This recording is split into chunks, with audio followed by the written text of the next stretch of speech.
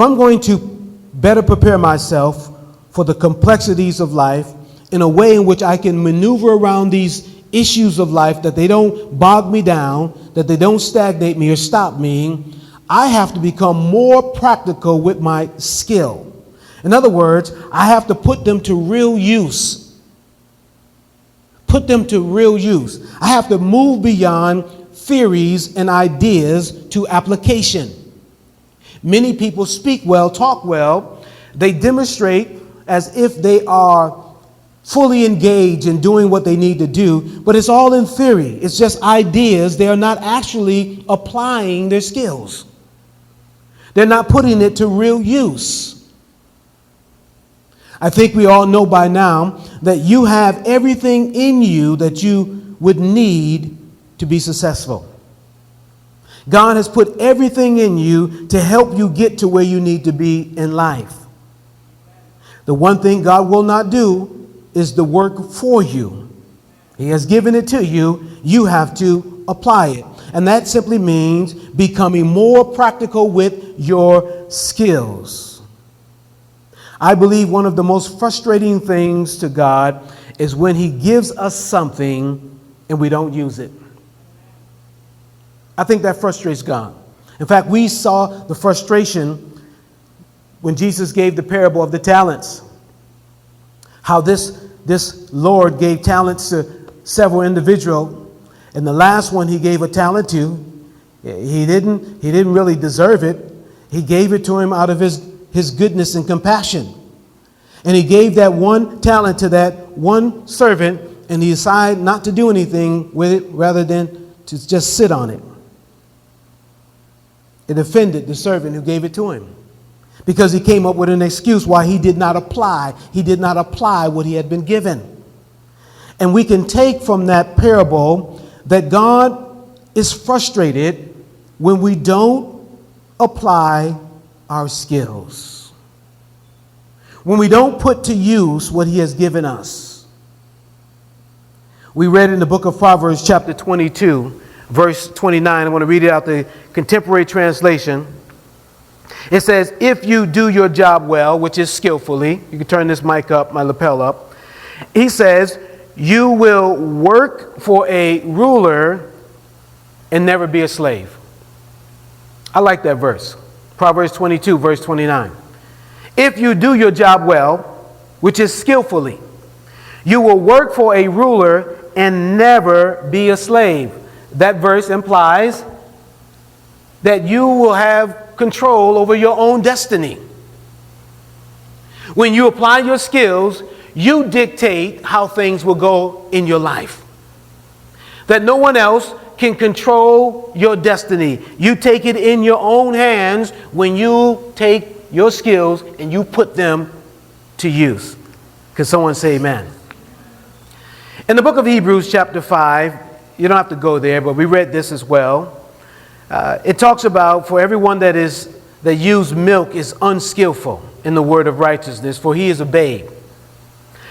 But it says, but strong meat belongs to them that are full age, even those who by reason, they use their senses, they exercise them, so that they can discern both good and evil. There's a couple things here. It speaks of someone being unskillful, not being able to really take advantage of things in life. Anyone who uses milk unskillful in the word is a babe. But if you, by reason, use what you have, it gives you a greater sense, a greater ability to be able to function and to operate in life where you can discern both good and evil. In paraphrasing it, you will know how then to maneuver through life. That as certain things come up against you to try to stop you or to prevent you, your skills will help you to move through life and to get to where you need to be. But you must apply your skills. Somebody repeat after me, say, I must apply what I know. You got to apply your skills. You got to apply what you know. Here's some new information. You can note this down. Here's another one. So I want to maneuver through life complexities, and I want to be prepared for any trials that Peter talks about that will come. Well, the next one here is that you must find something worth living for. Find something worth living for. I'm going to explain it more in detail. Find something worth living for. What I mean is, when you find something worth living for, that can give you a reason to fight. Finding something to live for can give you more of a reason to fight. Most people who are not fighting to make something of themselves, fighting to succeed in life, fighting to get through these complexities, is because they have not found a reason or something to live for.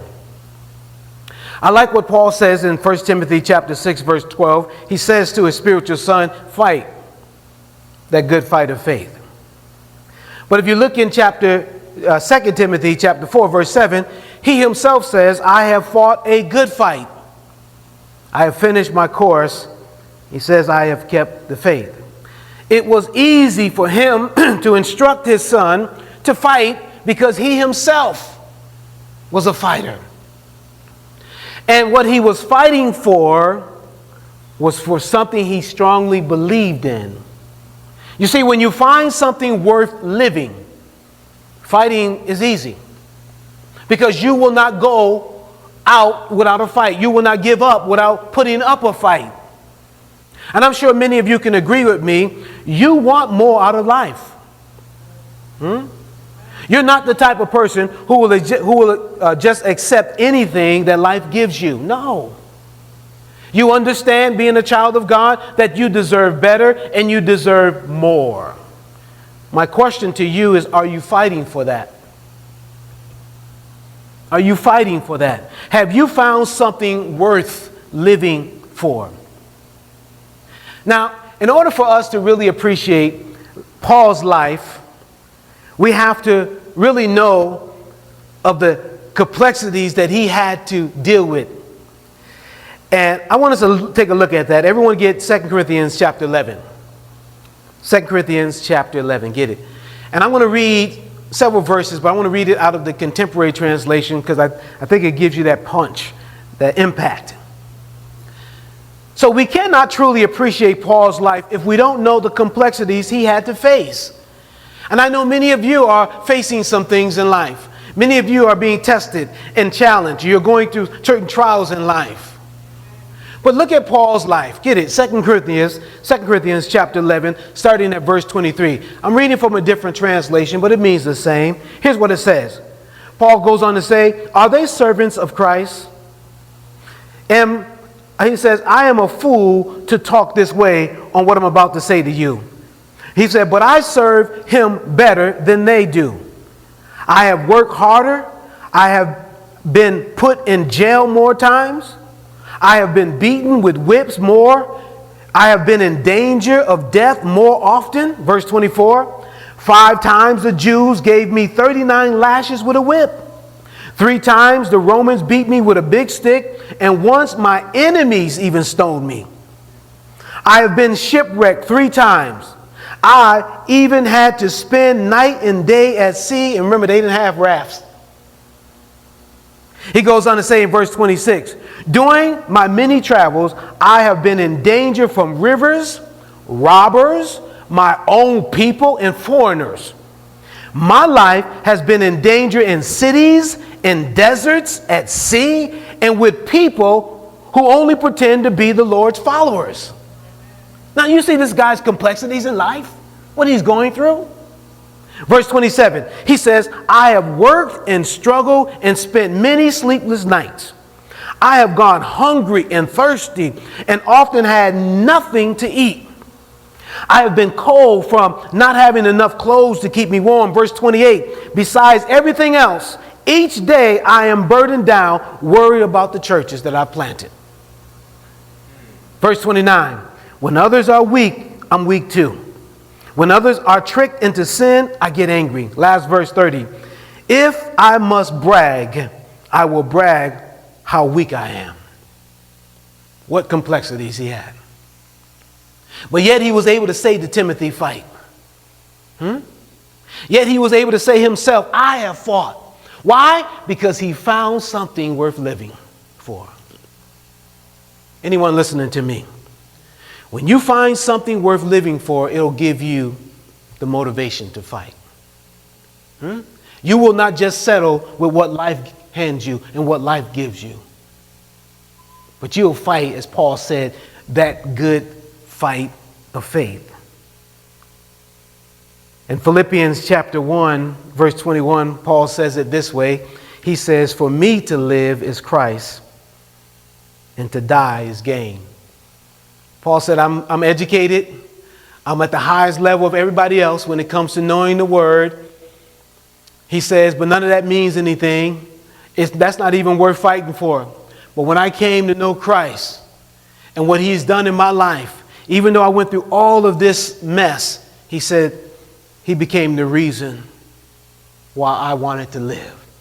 And I found something, he said, worth living for. And that gave me the will to fight. Can I ask you a question? What is worth your life? What is worth you living for? What's worth you living for? You know, the saying goes, if we don't live for something, we'll die for just about anything.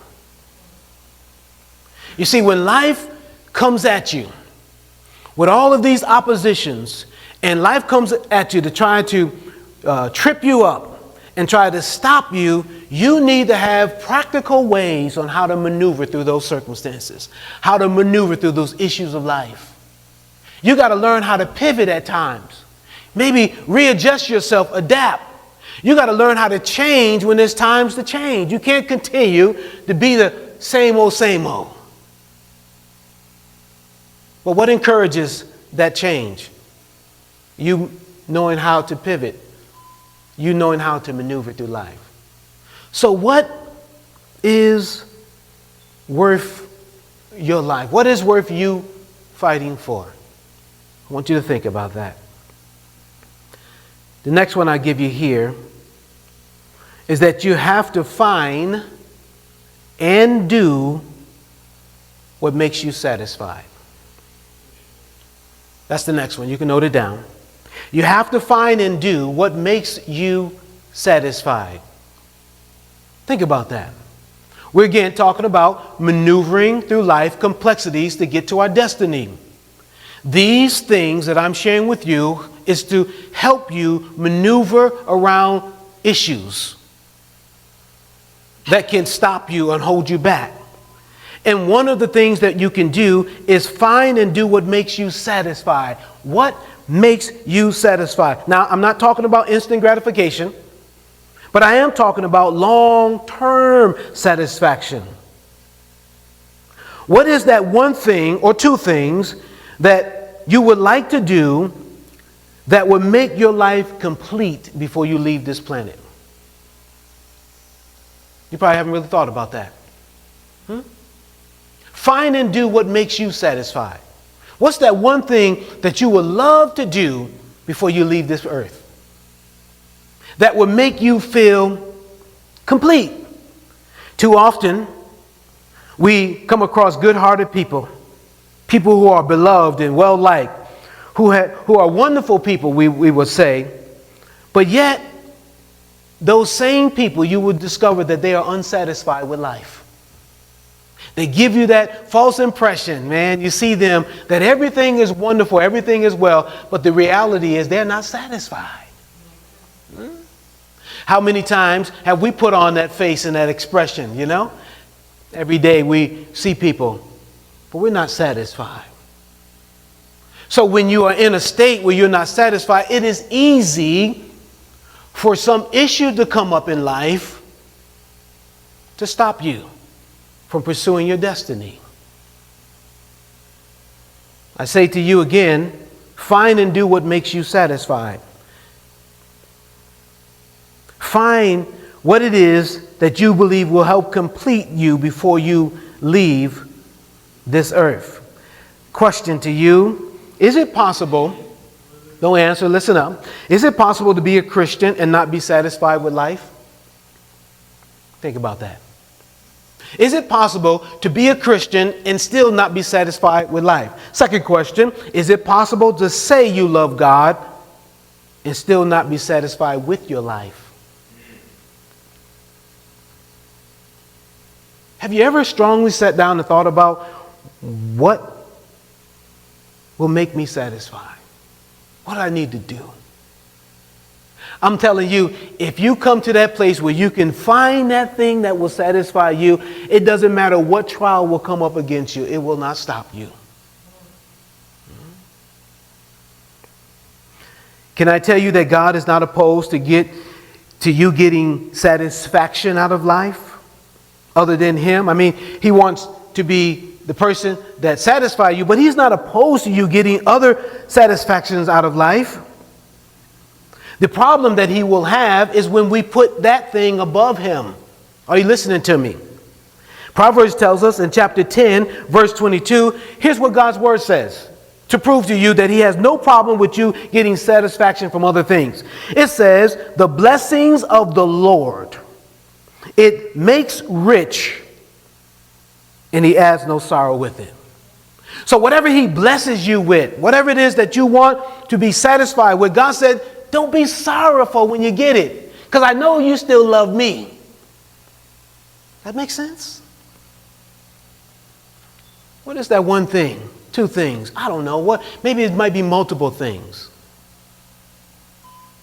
that you have not pursued or taken upon yourself that you know will satisfy you. I want you to read with me in the book of Proverbs. Everybody get it? Proverbs chapter 31. I was studying this, and this came to mind. It makes so much sense, and I think you're going to appreciate it and understand it the way I do. Here we see in the book of Proverbs, chapter 31, an often quoted chapter where we call the Proverbs 31 woman. We see this woman who loves God, who we can even say has a relationship with God, but she is satisfied. What? Look at this story. Let's look at it in Proverbs chapter 31. And I want to start reading at verse 10. It says, who can find a virtuous woman? For her price is far above rubies. The heart of her husband do safely trust in her, so that she shall have no need of spoil. She will do him good and not evil all the days of her life. She seek wool and flax and worketh willingly with her hands.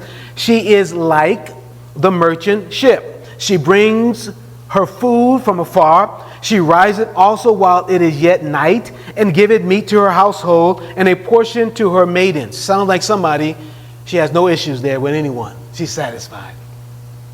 Verse 16, she considereth a field and buyeth it. With the fruit of her hands she planted vineyards. She girdeth her loins with strength and strengthened her arms. She perceiveth that her merchandise is good. Her candle goeth not out by night, never unsatisfied. 19. She layeth her hands to the spindle, and her hands hold the distaff. She stretcheth out her hand to the poor, yea, she reacheth forth her hands to the needy. She is not afraid of the snow, for her household, for all of her household are clothed with scarlet. Stop for a second there. As seasons change, things get a little more complicated, naturally speaking. It's not the same when it's summertime. You can comfortably go in and out the house and put on a little thin shirt. But when the seasons change, it get a little cold. It makes things a little bit more challenging. When it's freezing, you don't want to go to work. You don't want to get up and go outside.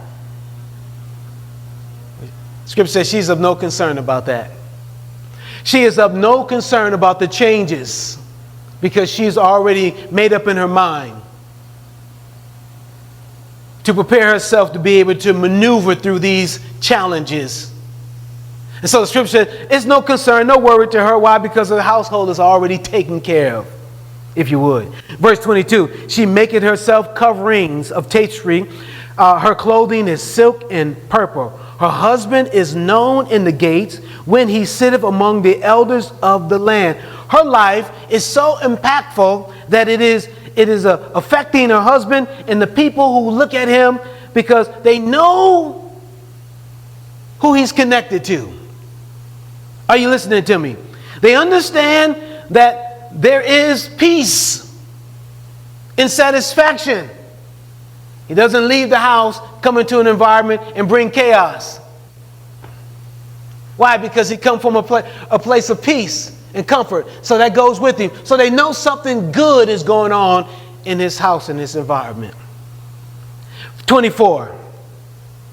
She maketh fine linen and selleth it and delivereth girdles unto the merchants. Strength, it says, and honor are her. Strength and honor are her clothing, and she shall rejoice in times to come. I'm going to read verse 25 again.